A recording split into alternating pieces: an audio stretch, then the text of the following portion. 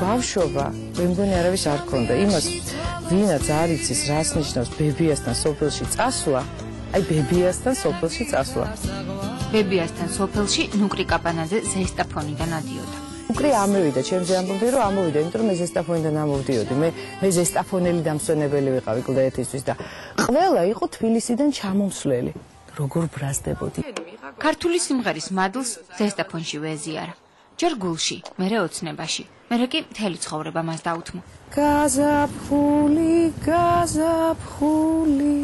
დელავრანიდა გულსი მეტი და მესა არავით არის კონსერვატორია მუსიკალური განათლება არა მაგრამ არანაირი არც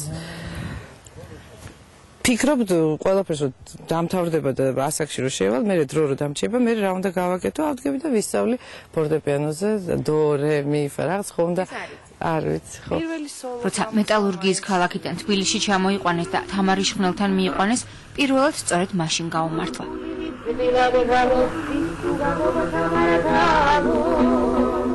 მაშინ ცდილობდა ისე ემღერა როგორც ლეგენდარული დები ახლა კი იშხნელების სიმღერაში ნუკრი თავის თავს ეძებს და პოულობს კიდეც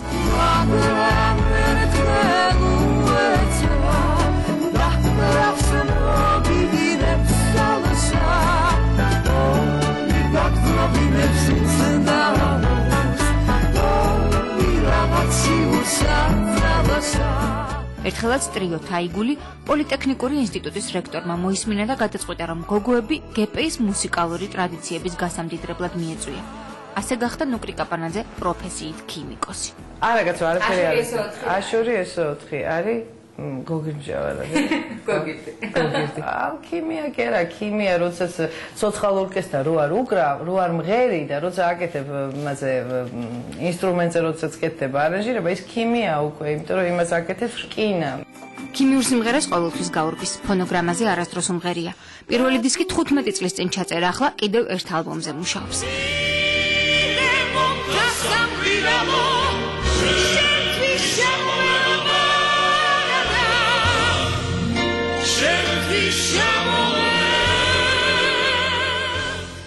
არავითარ კანონებს არ ვემორჩილებოდი, იცი?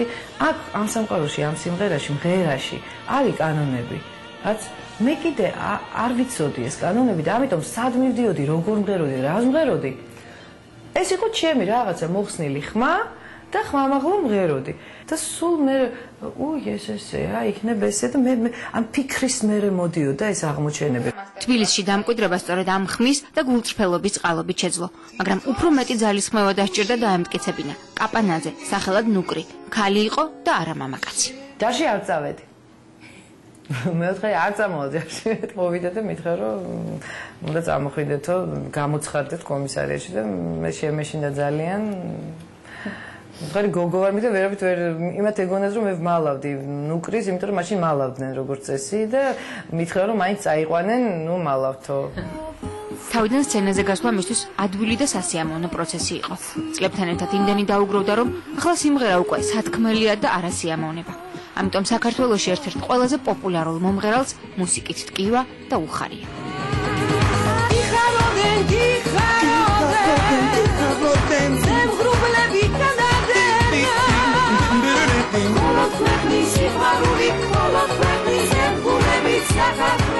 ვარსკვლავების კიდევ ერთ ნაკრებში მოხვედრის შემდეგ ნუკრი კაპანაძე ღირსების ორდენის კავალერიც კი გახდა.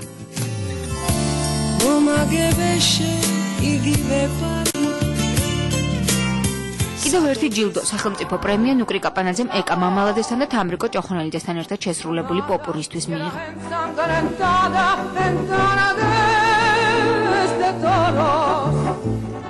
მის ცხოვრებაში ყოფილა წარმატებაც და იმედგაცრუებაც, სიყვარულიც და ღალატიც. ერთადერთი ვინც არ ყოფილა, ეს შვილია.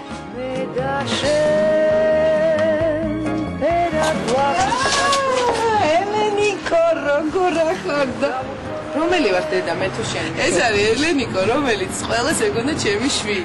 მე დაფერტად მენახა მათთვის ვინც არ იცის, ელენიკო ნუკრი კაპანაძის მეგობრის, მსახიობ ქეთი ჩხეიძის შვილია.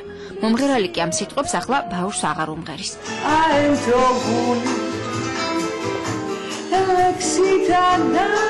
საკრავი იმღერენ მხოლოდ შენ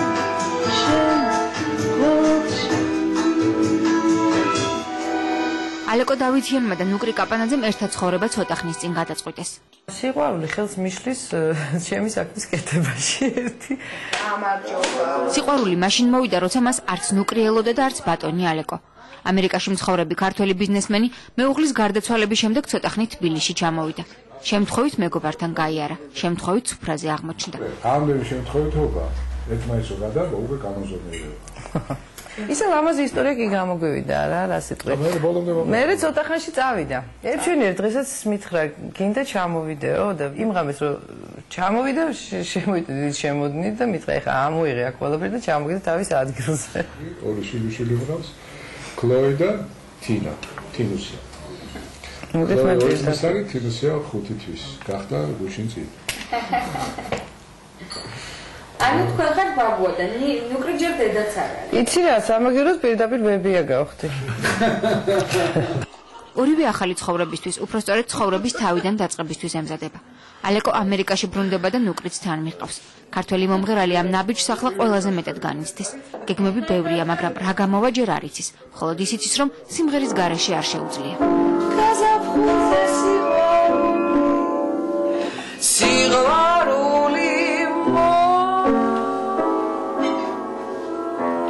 გაზაფხულზე მოსულ სიყვარულს ისევ თავისებურად უმღერის და ჯერა რომ უკანასკნელი სიყვარული მართლა სულ სხვა.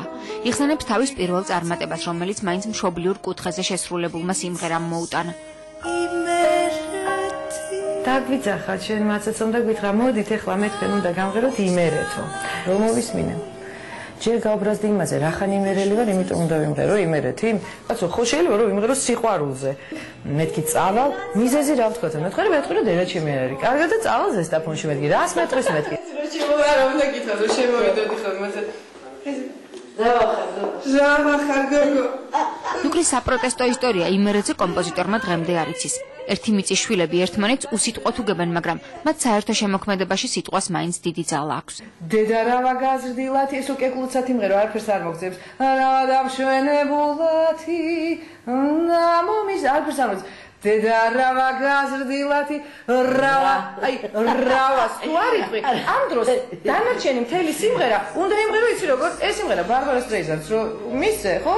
იმღერებს ისე რომ იქნება ერთი კარგი მასშტაბური სიმღერა. დედა რავა გაზრდილათი, რავა დამშვენებულათი. აბახათ არ მინდა რომ ვთქვა, მაგრამ აი იმერეთი რომ იმღერა აი მეორე დღიდანვე ნუკრი იყო უკვე პოპულარული მომღერალი და უკვე აი უცბათვე აი დადგა ყველა იმ მომღერლის გვერდით, ვინც სცენაზე დამკვიდრებული იყო.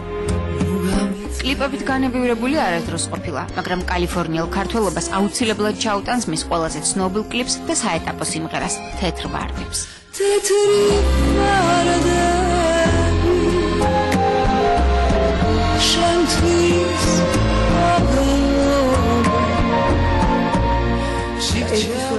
ჩავიდე და ვერ ვიქნები თავისუფლად დამოწყენილი, იმიტომ რომ საქმე მექნება, კონცერტები უნდა ჩავატარო, ეს ადამიანები უნდა გავახარო. ძალიან ბევრი როგორც ვიცი, 2000-მდე ქართველია, ოჯახია. ახლა გადაწყვეტილებებს მარტო ვეღარ იღებს. ეს მისთვის უცხო განცდაა, მაგრამ სასიამოვნო. როგორც თავის დროზე ზესტაფონს, ახლა ზუსტად ისე ემშვიდობება საქართველოსაც, მარტოობასაც და სიახლეში მიდის, მაგრამ იცის რა იქნება ბოლოს. ეს შენი მომავალია. ეს ჩემი მომავალია აწყვია. მომდელი პოსკრიპტუმი ამით დასრულდა, ჩვენ წინ არც თუ მარტივი კვირა გველის, მაგრამ მე იმედი მაქვს, რომ ყველასათვის სასიკეთო გამოსავალს და ვიპოვით აუცილებლად, ასე რომ მომავალ შაბათს აღამდე, ნახვამდის.